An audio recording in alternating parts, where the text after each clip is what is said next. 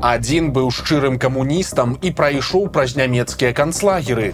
Другі стаў секс-сімвалам вялікай краіны, але пасля гэты статус узненавідзеў. У нашым відэа мы раскажам пра трагічныя лёсы двух беларускіх суперзорных акцёраў, бацькі і сына Яроменкаў. А таксама адкажам на пытанні, якім быў іх шлях да славы і адносіны з жанчынамі, а таксама што за прапановы яны атрымлівалі ад Аляксандра Лукашэнкі.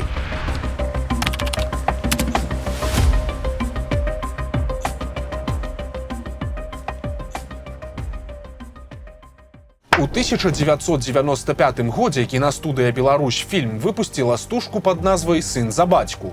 Тыповы для тых часоў трэш-баявік быў адметны тым, што ў ім у першы і апошні раз сыгралі разам Мікалай Яроменка-старэйшы і Мікалай Яроменка-малодшы. Па сюжэце карціны з развалам Савецкага Саюза заслужаны хірург становіцца нікому не патрэбным, а яго сын, таксама доктар, прыязджае з Масквы на радзіму і спрабуе перазапусціць кар'еру бацькі. Разам яны супрацьстаяць розным бандытам, і фільм скончваецца шчаслівым фіналам. У нейкай ступені гэтае кіно можна назваць біяграфічным. У незалежнай Беларусі у народнага артыста СССР Мікалая Яроменкі-старэйшага амаль не засталося працы. Шчыры камуніст цяжка перажываў развал вялікай краіны, што вылілася ў 2 інфаркты. Каб падтрымаць бацьку, яго папулярны сын прыдумаў зняць фільм, каб сыграць у ім разам. Есть в кино 2 Николая Николаевича Еременко, старший и младший. Один снимается уже 30 лет в кино, больше 30 лет в кино. Второй снимается больше 20 лет в кино. И они ни разу не снялись ни в одной картине вместе. Но это же интрига. Люди, может быть, пойдут смотреть это кино, просто посмотреть, что они там вдвоем делают на экране вообще. Да. Как у них это выходит, что произойдет. У выніку фільм давялося здымаць асабіста Яроменку-малодшаму, у якога не было ніякага рэжысёрскага досведу, бо іншыя проста адмовіліся брацца за гэты сцэнарый. Нягледзячы на адсутнасць камерцыйнага поспеху, рэжысёр-пачатковец сваёй мэты дасягнуў. Здымкі быццам бы удыхнулі другое жыццё ў яго бацьку. Я живу. Мне хочется жить. Акцёр Мікалай Яроменка нарадзіўся ў Сібіры ў сям'і вайскоўца. Неўзабаве пасля нараджэння сына бацькі разышліся, і каб дапамагаць маці, хлопец пасля 7 класа пайшоў вучыцца на токара. У 1941-м 15-гадовы Яроменка хацеў пайсці на фронт, але ў ваенкамаце яго развярнулі праз узрост. Тады хлопец падрабіў дакументы, дадаўшы сабе 3 гады, і зрабіў другую спробу. У выніку яго адправілі на тэрміновыя курсы малодшых лейтэнантаў, а ў пачатку наступнага года кавалерыйскі корпус з Яроменкам кінулі ў бой. Летам ён трапіў у акружэнне пад Вязьмай і здаўся ў палон. Далей былі 3 гады канцлагераў з рабскай працай і няўдалымі спробамі уцёкаў. 18-гадовага Яроменку з іншымі палоннымі вызвалілі незадоўга да перамогі, але на гэтым яго прыгоды не скончыліся. Пасля працяглай фільтрацыі НКВД толькі восенню 45-га хлопец змог вярнуцца ў Новасібірск. Аднак дома яго ніхто не чакаў, бо маці пераехала на радзіму на Віцебшчыну пасля таго, як атрымала ліст, што сын знік без вестак. Мікалай вельмі баяўся, што матчына сэрца проста не вытрымае яго вяртання, таму доўга не адважваўся паказацца ёй на вочы. У мірным жыцці малады Яроменка пачаў шукаць сябе ў мастацтве, бо яшчэ з дзяцінства яму падабалася займацца самадзейнасцю. Яго адразу ўзялі на працу ў Дом культуры ў Бежанковічах і неўзабаве зрабілі яго дырэктарам. У 1946 годзе актыўнага хлопца запрасілі ў школу пры Віцебскім дзяржаўным тэатры імя Якуба Коласа, а пасля яе заканчэння ўзялі ў трупу. Там жа Яроменка сустрэў сваё каханне, актрысу Галіну Арлову. Праз год пасля вяселля 14 лютага 1949 года у пары нарадзіўся сын, якога назвалі ў гонар бацькі і дзеда. Так у адной сям'і з'явіліся адразу 2 Мікалаі Мікалаевічы Яроменкі. Ужо ў 3 месяцы немаўля адправілася з бацькамі на гастролі, а ўсё дзяцінства хлопчык правёў за кулісамі Коласаўскага тэатра, за што атрымаў адпаведную мянушку. В детстве, как у нас это было всегда принято, в нашем поколении до сих пор это все идет, у каждого есть во дворе своя, что ли, кличка, что ли. Так вот, кличка у меня была «Артист». И я вам могу сказать, что кличка эта как бы была не в силу моих каких-то талантов или прочее, А потому что родители мои были артисты, и, кстати, наследство. меня эта кличка в то время, так сказать, как-то, наоборот, даже как-то, мне как-то было неприятно, что-то было... Обижало немного. Обижало, да, потому что все вроде как хулиганы, а я вроде как артист. Калі малому было 10, яго бацькоў запрасілі працаваць у тэатр імя Янкі Купалы. Разам з пераездам у Мінск распачаўся і новы этап у кар'еры акцёра. Калегі параілі яму даслаць сваю анкету на Беларусьфільм. Хутка Яроменка старэйшы дэбютаваў і ў кіно. У 1961 годзе ў літаратурнай газеце ён прачытаў сцэнарый фільма пад назвай «Людзі і звяры», які збіраўся здымаць знакаміты савецкі рэжысёр Сяргей Герасімаў. У галоўным герою, палонным афіцэру, які пасля вызвалення баяўся трапіць у гулаг, Мікалай Яроменка пазнаў сябе. Ён напісаў ліст Герасімаву з просьбай паўдзельнічаць у кінапробах. Пасля першага знаёмства з акцёрам Герасімаў зразумеў, што лепшага выканаўцы для ролі не знойдзе і больш нікога не шукаў. З выхадам «Людзей і звяроў» да Мікалая Яроменкі прыйшла папулярнасць. Артыста пачалі пазнаваць на вуліцах, а ў Купалаўскі людзі хадзілі спецыяльна на спектаклі з яго ўдзелам. У кіно за ім замацаваўся вобраз прыгожага, справядлівага франтавіка ці савецкага чыноўніка, а ў 70-х да яго прозвішча дадалася ўдакладнення «Старэйшы», бо яго сын таксама пачаў кар'еру акцёра. У славуты ВГИК у Маскве Яроменка-малодшы трапіў па блаце. Яго бацька папрасіў усё таго ж Герасімава ўзяць сына на свой курс. Маўляў, заўсёды можна выгнаць, калі высветліцца, што хлопец бяздарнасць. Але ж рэжысёр сказаў, што зробіць з пацана артыста. Першай справай у Маскве са студэнта пачалі выкараняць яго беларускасць. А, кстати, белорусский язык вы знаете, нет? Я его знал, но и даже говорил с таким белорусским акцентом, когда приехал в ВГИК. Из меня этот акцент, я гакал, я говорил, телефон звонит, я говорил «г» хорошее, значит. Но из меня это выбили, поскольку меня учили, значит, вот такому чистому русскому языку, что ли. Статусу сына вядомага акцёра беларус не саромеўся і ніколі яго не хаваў, і нават імкнуўся яго усяляк дэманстраваць.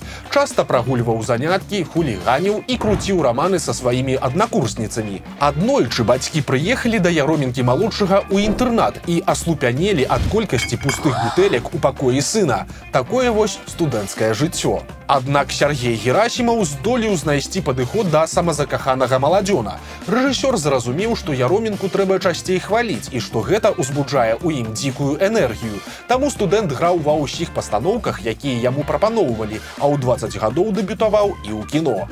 У сярэдзіне 70-х Герасімаў зняў тэлесерыял пад назвай «Чырвонае і чорнае» па рамане Стэндаля. Роль у ім прынесла Яроменку-малодшаму вялікую папулярнасць і імідж героя-любоўніка.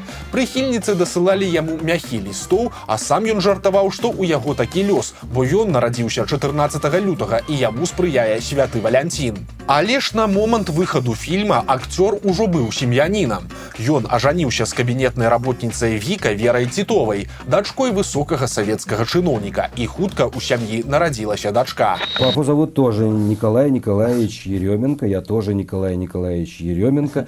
У нас еще дед был Коля. Представляете, какая потрясающая фантазия на имена у моих предков вообще. И я, чтобы продолжить эту замечательную традицию, думал, если у меня родится сын, то чтобы продолжить эту, да, вам ничего я тоже хотел назвать Коля, оставалось, чтобы окончательно все запутать в этой жизни. Но вот поскольку родилась дочь, вот видите, она у меня пришлось одну букву отбросить, и получилась Оля вместо Коли. За тыдзень да маскоўскай алімпіяды на кінаэкраны выйшаў фільм пад назвай «Піраты 20-го стагоддзя». Адну з галоўных роляў у карціне, якую назвалі першым савецкім баевіком, сыграў Мікалай Яроменка-малодшы. Прыгожы і бясстрашны механік, які ліха нырае ў ваду, б'ецца з ворагамі і асабіста выконвае небяспечныя трукі, адразу стаў кумірам ва ўсім Савецкім Саюзе. Праўда, на здымках Яроменка быў блізкі да страшнай гібелі. Ён ледзь не патрапіў пад вінты карабля. Але ж рызыкі былі апраўданыя. «Піраты 20-го стагоддзя» паглядзелі каля 90 мільёнаў чалавек, а беларуса назвалі найлепшым акцёрам года. За гэта яму падарылі персидскі дыван і тэлевізор «Рэкорд».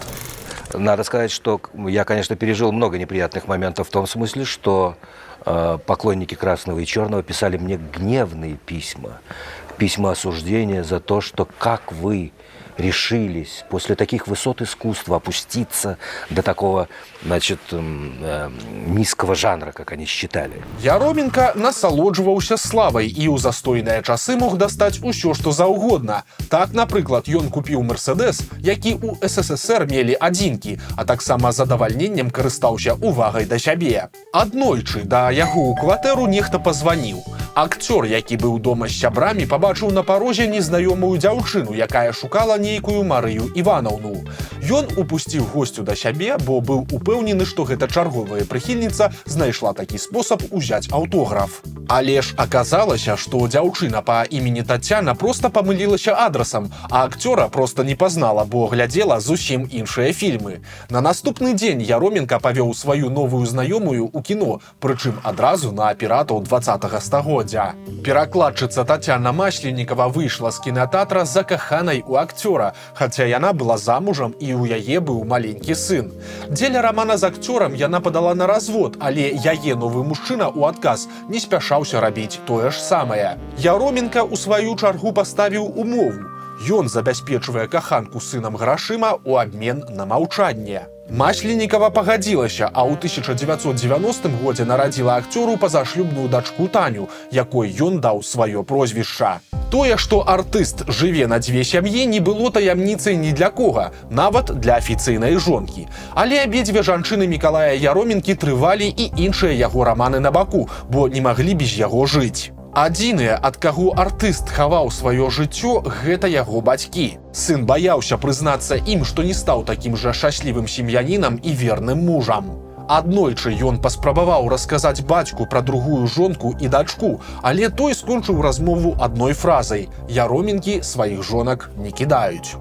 Сітуацыя нявызначанасці моцна біла па псіхалагічным стане артыста.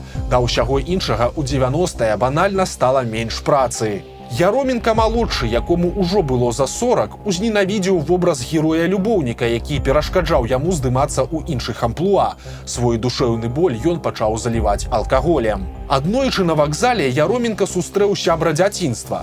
Мужчыну, які правёў палову жыцця ў турме, ён запрасіў да сябе, і за бутэлькай гарэлкі акцёр пабачыў, што яго знаёмы адчувае сябе шчаслівым, а ён сам моцна заблытаўся і лічыў сябе глыбока адзінокім чалавекам, якога ўсё радзей пазнаюць на вуліцах. Ды і да новых часоў Мікалай Яроменка ставіўся вельмі скептычна. Когда интересы кинематографа нашего сужаются, как шагреневая кожа, до уровня клипа, например, да? Когда клипмейстерское сознание завладело всеми, когда люди, которые снимаются в клипах, становятся звездами.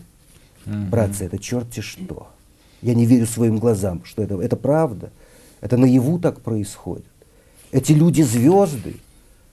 Да что они умеют, я умел еще до ВГИКа. Ну, извините, но меня злость разбирает. Вот, потому что я воспитывался в другое время совсем. Увогуле, пачатак 90-х быў няпростым часам для ўсёй славутай сям'і. З аднаго боку, усе трое, маці, бацька і сын, былі народнымі артыстамі. Мікалай Яроменка старэйшы усяго Савецкага Саюза, яго жонка Беларускай Савецкай Сацыялістычнай Рэспублікі, ну а сын у 94-м стаў народным артыстам Расіі. Але ж узнагароды ў тыя часы грошай не прыносілі. У 1995 годзе выйшаў той самы фільм пад назвай «Сын за бацьку», які Мікалай Яроменка малодшы зняў, каб сыграць разам з самым блізкім чалавекам і яго натхніць. У яго атрымалася. Народны артыст СССР на 8-м дзясятку вярнуўся да актыўнай працы ў тэатры. Аднак гэта быў не адзіны вынік тых здымак. На Беларусь-фільме Яроменка малодшы пазнаёміўся з асістэнткай рэжысёра Людай, якая была на 18 гадоў маладзейшай за яго. Так у жыцці акцёра з'явілася трэцяе вялікае каханне. Мікалай Яроменка расказваў каханай, якую называў Люсяй, што яе напрарочыла бабуля-прадказальніца, да якой ён хадзіў раіцца. Артыст вельмі хацеў, каб дзяўчына нарадзіла яму наследніка, пра якога ён даўно марыў. Нягледзячы на тое, што акцёр нібыта сышоў і ад афіцыйнай жонкі, і ад другой грамадзянскай, ён не змог абрубіць з імі ўсе сувязі. Напрыклад, свой 50-гадовы юбілей Яроменка сустракаў з Люсяй, але пастаянна тэлефанаваў Веры Тітовай і пытаў, ці званіў хто з віншаваннямі. Яроменка сыходзіў у запоі, якія прыводзілі да таго, што рэжысёрам даводзілася экстрана мяняць яго на іншых акцёраў. Варта закрануць яшчэ адну тэму – стаўлення бацькі і сына Яромінак да Беларусі і яе незалежнасці. Абодва не лічылі сябе беларусамі. Старэйшы ўсё жыццё заставаўся савецкім чалавекам і шчырым камуністам, для якога развал СССР стаў асабістай драмай і сапраўднай трагедыяй. А Яроменка-малодшы лічыў сваю радзіму вялікай правінцыяй. Ён шчыра прызнаваўся, што беларускую мову калісьці ведаў, але амаль забыў, а пра беларускіх дзеячаў акцёр грэбліва называў нацыяналістамі. Калі ж у Беларусі адбываліся вялікія палітычныя перамены, прыход да ўлады Лукашэнкі, разгон ім Вярхоўнага Савета і змена Канстытуцыі, а таксама гучнае знікненне яго апанентаў, то Яроменка-малодшы пра гэта проста не выказваўся. Яго бацька відавочна быў на баку моцнай рукі былога старшыні Саўгаса Гарадзец. У 95-м, праз год пасля абрання Лукашэнкі, Яроменка-старэйшы уручыў прэзідэнту Беларусі ўзнагароду кінафестываля «Залаты віцязь», цытата, «за неацэнны ўнёсак у развіццё культуры славянскіх народаў». Пазней Лукашенко паклікаў пажылога акцёра засядаць у свой ужо кішэнны Савет Рэспублікі, і ён гэту прапанову прыняў. Адметна, што яго сына Лукашенко таксама клікаў ва ўладу, ажно на пасаду міністра культуры. Малодшы Яроменка тады аднёсся да прапановы з гумарам і ў выніку адмовіўся, але ж іншую пасаду ён пазней прыняў і за пару месяцаў да смерці стаў дарадцам па культуры пры беларускім пасольстве ў Расіі. 30 чэрвеня 2000 года ў Мінску памёр Мікалай Яроменка-старэйшы.